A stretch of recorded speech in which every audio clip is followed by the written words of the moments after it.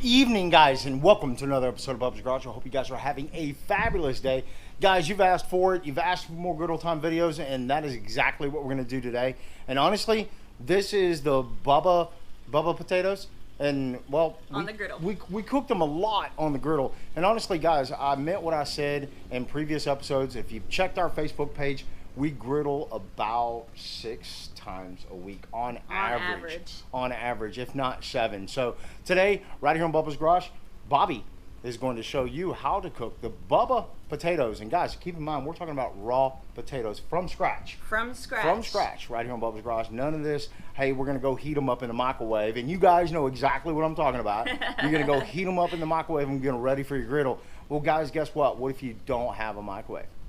What if you're out camping and you don't have a microwave, but you have like a 17-inch griddle? That's Today, a good point. We're going to show you how to cook those from scratch right here on Bubba's Garage.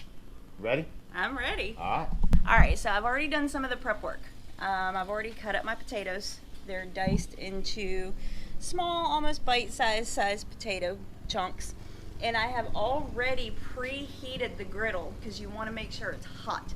They're both, I have 2 burners on high. We have a 4-burner. I have 2 burners on high with some oil down. As you can probably see in the video, it's already steaming up a little bit.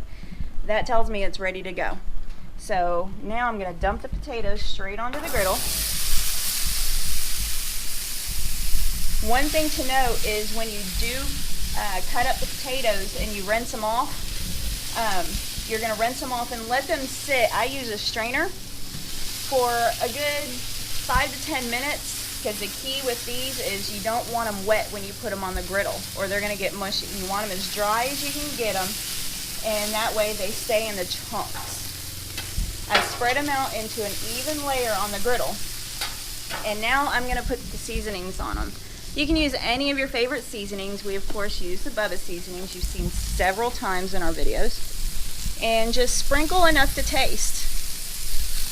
However much you want to put on it, sprinkle it down. And now I'm going to go ahead and toss those up, mostly to cover the potatoes evenly with the seasonings. And then I'm going to spread them out flat again because I like a lot of seasonings. We use a lot of Bubba seasonings here. And I'm going to do the same thing. Put some more on, sprinkle some out. And then I'm going to lay them in a flat layer.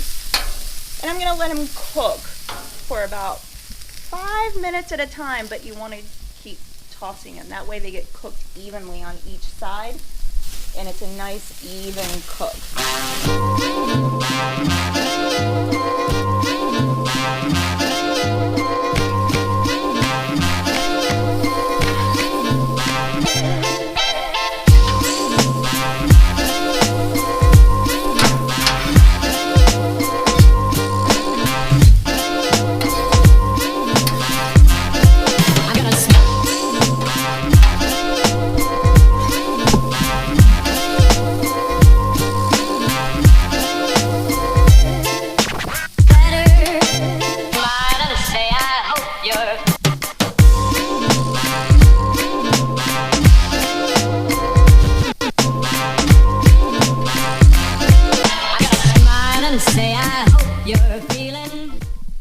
So now I've got all my seasonings on them. I have them laid out in a flat surface. It's flattened out.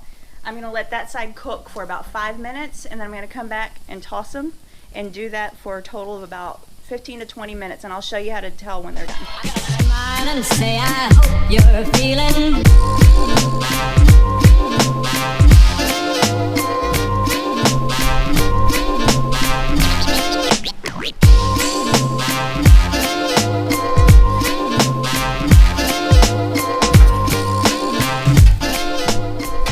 It's really important that you make sure and lay them flat back out after you toss them so they cook nice and even. So now they're ready to go under the melting pot, which I'll show you here in a second. I told you I'd tell you how to tell when they're ready. If you look at the potatoes, you'll see they're a nice golden brown with a little bit of char starting on them. That means you got a really good outer cook on them. Putting them under the melting pot is going to help them cook inside to finish them off. So I'm going to scoot them over to the side of the griddle that the burners are off. I don't want them on direct heat anymore. So what I'm going to do is pile them up.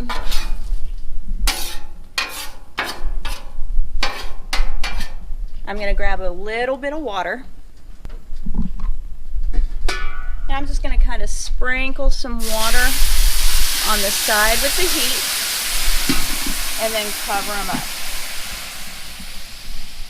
You're going to let the water evaporate where you get a good nice steam, so probably about 3 to 5 minutes, and then you're going to take the lid off, toss them, do it again 2 more times. Now you're also going to leave the 2 burners that we had on before at the same temperature, because what you're doing is you're using the heat radiating on the griddle to steam up that water underneath the melting pot, and that'll get them a nice good cook.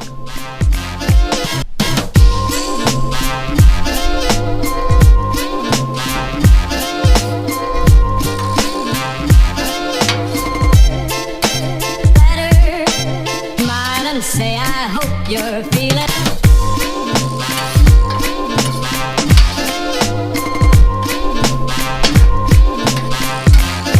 I gotta smile and say I hope you're feeling better, and make believe it came from you.